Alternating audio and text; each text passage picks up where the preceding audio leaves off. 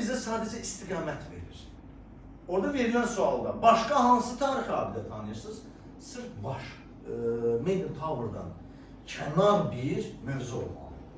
Yəni demək olar ki, əlaqə olmur. Mövzu əlaqəsi olur.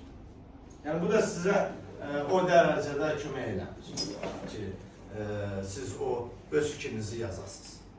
Nə dərəcədə kömək edə bilər? Yəni orada tarixi abidələr haqqında danışılır. Deyək ki, bayağı dediyim Maiden Tower haqqında cümlələr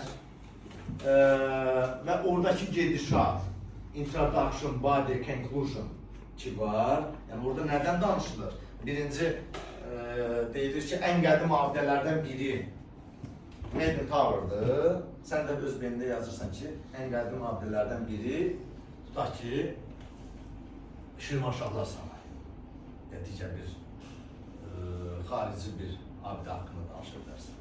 O gedişat, o mətndəki gedişat sənə kömək edə bilər. Aydındır?